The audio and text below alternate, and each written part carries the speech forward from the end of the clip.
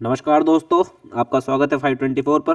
और देखिए, एक बड़े मज़े की वैकेंसी आपके सामने आ चुकी है। नवोदय विद्यालय समिति NYS की। ये पहली तो बात, नवोदय विद्यालय समिति है क्या? ये एक ऑटोनोमस ऑर्गेनाइजेशन है। किसके अंदर तहत काम करती है? ये मिनिस्ट्री ऑफ एजुकेशन के तहत काम करती है। आइए देखिए, यहाँ पर आप देख रहे होंगे कितनी ज़बरदस्त वैकेंसी है। मैं आपको दिखा दूँ। देखिए, आप पूरी recruitment of assistant commissioner, junior engineer, computer staff, stenographer, मतलब कि हर किसी की वैकेंसी इन्होंने यहाँ पर खोल दी है। तो आप इसी के साथ देखिए, आगे बढ़ते रहिए। और चैनल पर नए हैं तो लाइक शेयर सब्सक्राइब ठोक दीजिएगा। और शुरू करते हैं, आइए।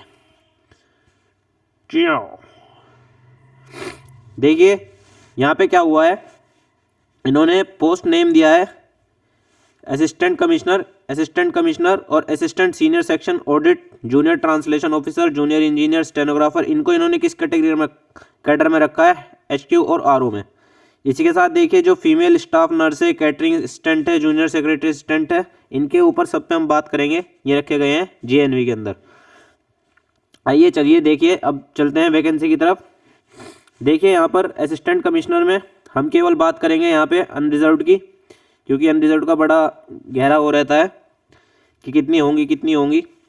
तो टोटल वैकेंसी यहाँ पर 5 है, जिसमें कि अनरिजर्व्ड की 3 है। इसी के साथ देखिए, चलते रहिए, आगे चलते रहेंगे हम इसी के साथ साथ।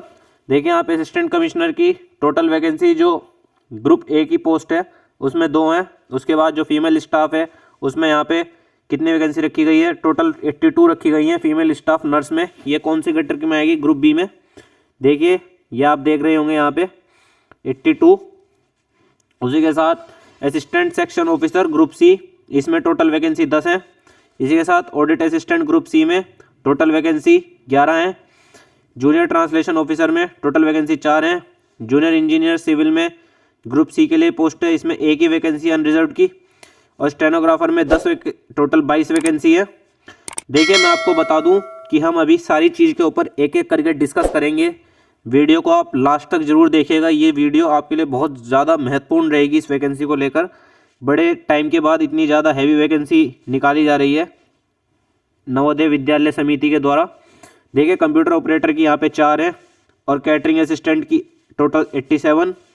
उसके बाद हम यहाँ पे सिलेबस के बारे में बात करेंगे। उसके बाद हम कहाँ से पढ़ना है, कैसे तैयारी करनी है, इस बारे में भी बात करेंगे।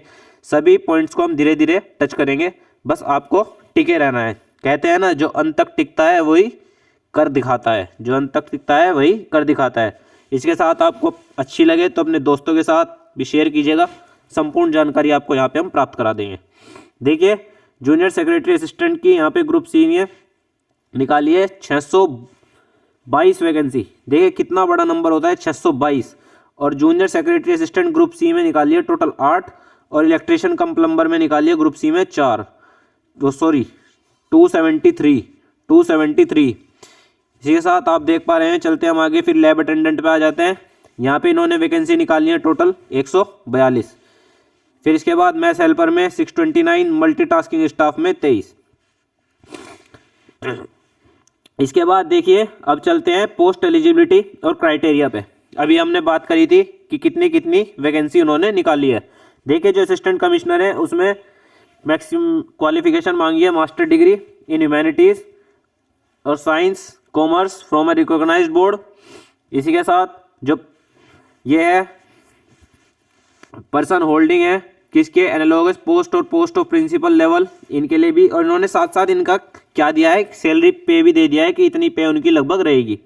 इसी के साथ एक्सपीरियंस भी बताया गया है कि experience of working in residential school system, research work done in the field of education. तो इसी के साथ यहाँ पे मैं इस PDF का लिंक आपको शेयर कर दूंगा, आप वहाँ से देख सकते हैं अपने जो जिस भी पोस्ट के लिए आप अप्लाई कर रहे हैं कि कौन सी पोस्ट के लिए क्या उन्होंने क्वालिफिकेशन मांगी है। तो देखिए जैसे असिस्टेंट कमिश्नर एडमिनिस्ट्रेशन है, इसमें ग्रेजुएट डिग्री मांगी है, या फिर आप एनालॉगस पोस्ट होल्ड कर रहे हैं कहीं पे, उसका एक्सपीरियंस मांगा है लास्ट 8 ईयर का।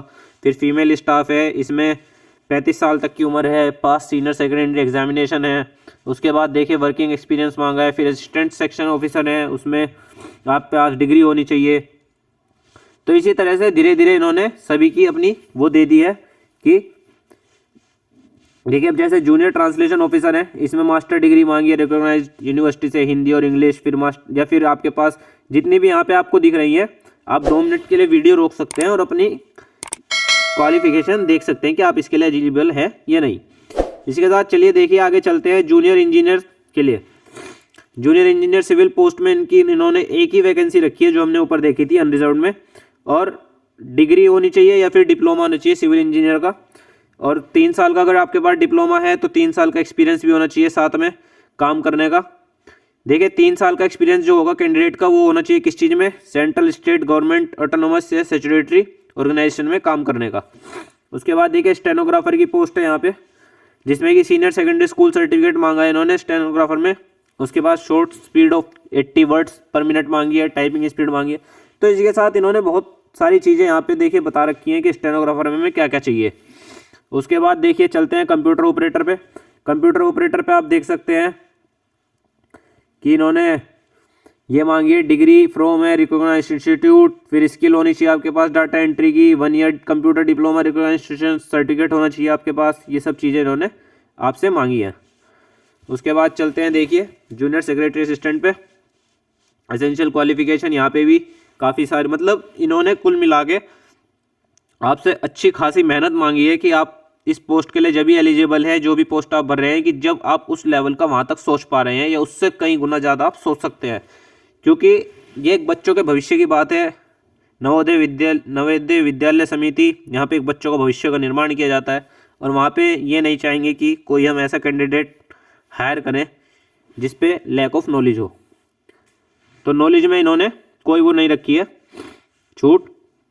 उसके बाद देखिए जूनियर सेक्रेटरी असिस्टेंट का यहाँ पे दे दिया एसेंशियल क्वालिफिकेशन। फिर इसी तरीके से इलेक्ट्रिशियन कम प्लम्बर की दे दी है कि 10th पास होना चाहिए, ITI होनी चाहिए आपके पास, 2 साल का एक्सपीरियंस होना चाहिए फील्ड में काम करने का। उसके बाद लैब अटेंडेंट की दे दी है, फिर मैथ हेल्पर की दे दी है, फिर मल्टीटास्किंग स्टाफ की दे दी है। अब आइए चलते हैं एज रिलैक्सेशन पे। तो एज रिलैक्सेशन बहुत ज़्यादा जरूरी है। देखिए जो शेड्यूल कास्ट शेड्यूल ट्राइब से 5 साल का दिया गया है, OBC को 3 साल का, और अगर कोई रेगुलर एम्प्लॉय है नवोदय विद्यालय का तो उन्हें कोई एज बार नहीं है। फिर ऐसे ही पोस्ट ऑफ मैथ हेल्पर, इसमें एज रिलैक्सेशन एक्सटेंड दिया है एज अ कैजुअल लेबरर का।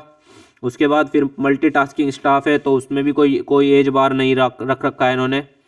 देखिए उसी तरह से फिर जो कई सारी पोस्ट हैं रेगुलर NVS जूनियर इंजीनियर, इनमें 5 साल का इन्होंने वो दिया है एज रिलैक्सेशन।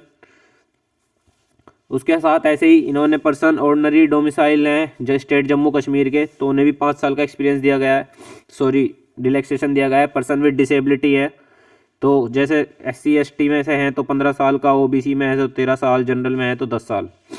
इसी के साथ देखिए कैटेगरी ऑफ पर्सन पे चलते हैं। वो डिपेंड करेगा कि अगर वो आर्मी से रिलेट रखते हैं या फिर कोई गवर्नमेंट एम्प्लॉई से, मतलब कोई ऐसी भी जो कि उन सरकार के तहत काम कर रहे हो, तो उसमें उनकी एज के ऊपर कोई ऐसी 6 मंथ्स की continuous service arm force and allowed to deduct the period of maximum age limit.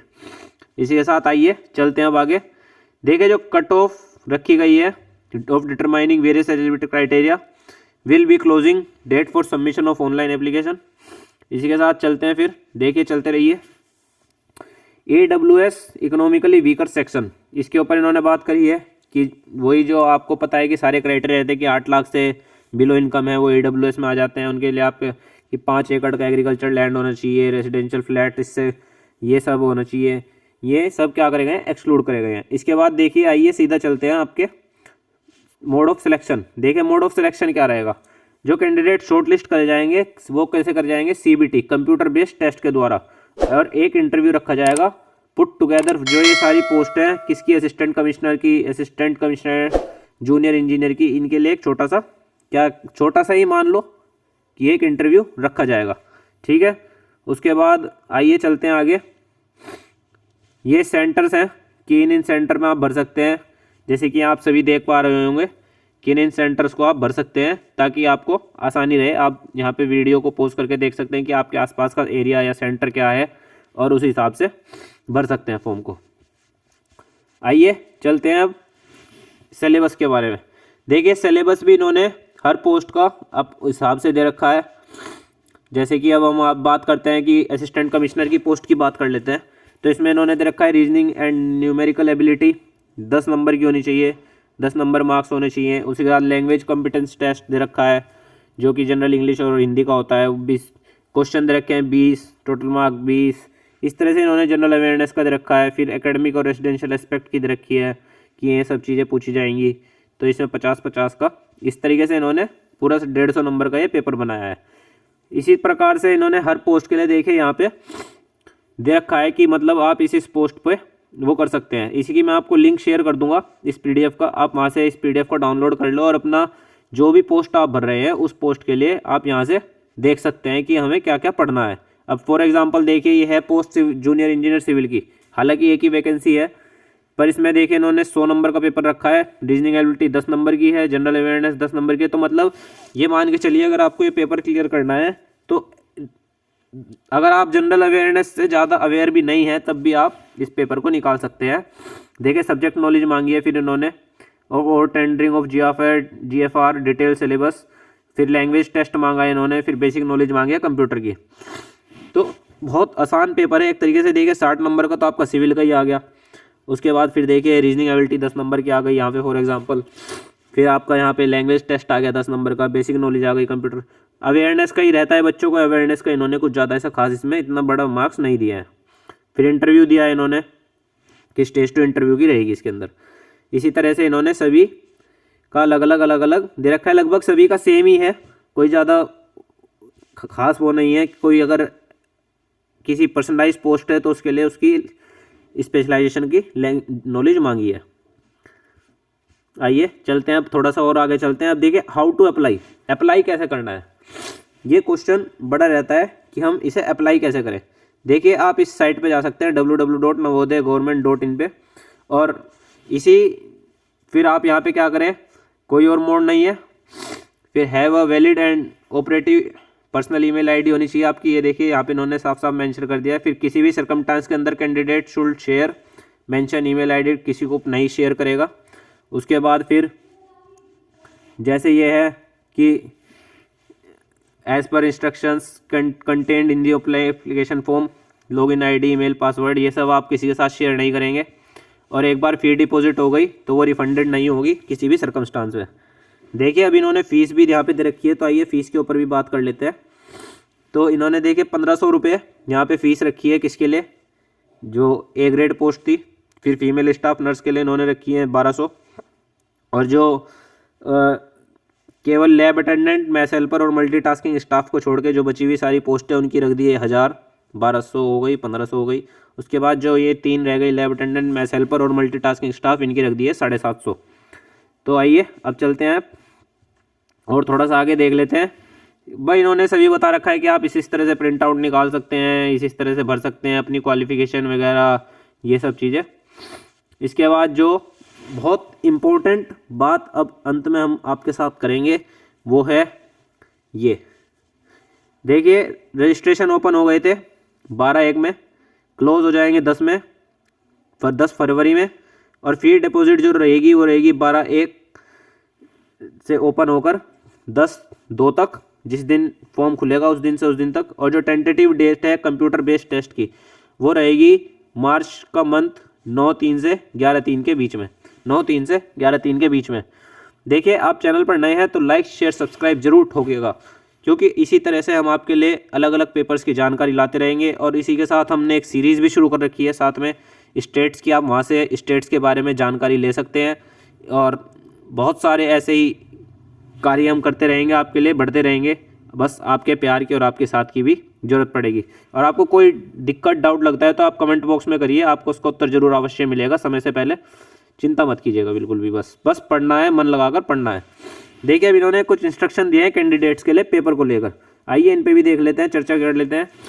देखिए जो नेशनल एलिजिबल हैं, केवल इंडिया के नेशनल्स एलिजिबल हैं। उसके बाद इसमें there will be negative marking दी है 1/4 की, देखिए 1/4 की नेगेटिव मार्किंग दी है यहाँ पे। उसके बाद आप देख सकते हैं कि ये टेस्ट जो है बाइलैंग्वेज रहेगा, हिंदी इंग्लिश। और इनकम्प्लीट ऑनलाइन एप्लीकेशन फॉर्म है तो वो रिजेक्ट कर दिया जाएगा, किसी भी उसमें एंटरटेन नहीं करा जाएगा आपको। इसी के साथ देखिए इन्होंने और भी बहुत सारी चीज़ें रखी हैं कि interview, trade test, skill test, document verification, ये सब डिस्प्ले होगा कहाँ पे, नवोदय विद्यालय समिति की वेबसाइट पे। इसी के साथ यही सब छोटी छोटी इन्होंने बातें रखी है। देखिए एक बहुत अच्छी बात कि any dispute with regard to the requirement shall be subjected to court. और कहाँ पे कोर्ट है इसकी, ये है दिल्ली के अंदर, केवल दिल्ली के अंदर। तो पहले आप पेपर निकालिए, फिर इसके बारे में भी आपके साथ चर्चा करेंगे।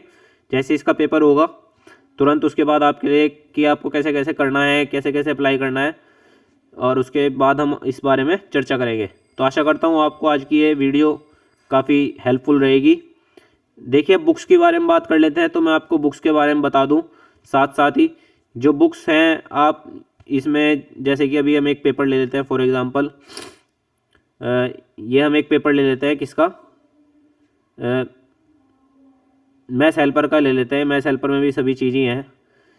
देखिए रीजनिंग एबिलिटी के लिए मैं आपको सजेस्ट करूँगा कि आप किरण की बुक लें, बहुत अच्छी रहती है पढ़ने के लिए, काफ़ी मतलब स्टेप बाय स्टेप उसमें क्वेश्चंस है।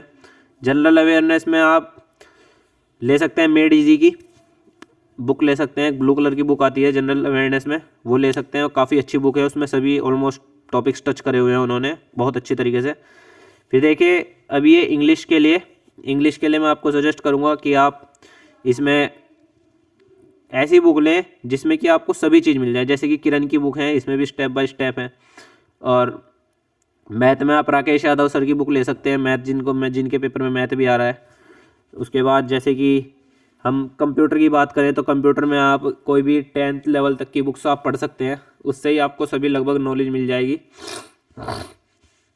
तो यही सब बुक्स हैं कुछ, आप इनके साथ अपनी ट्राई करें और पढ़ाई करें, दिल लगाएं, मेहनत करें। धन्यवाद। जय हिंद, जय भारत। आशा करता हूँ आपको ये आज की खबर वीडियो आपके काम आएगी, आपको बहुत बहुत फ़ायदा देगी। बस चैनल को लाइक कीजिएगा, शेयर करिएगा, सब्सक्राइब करिएगा। जय हिंद, जय भारत।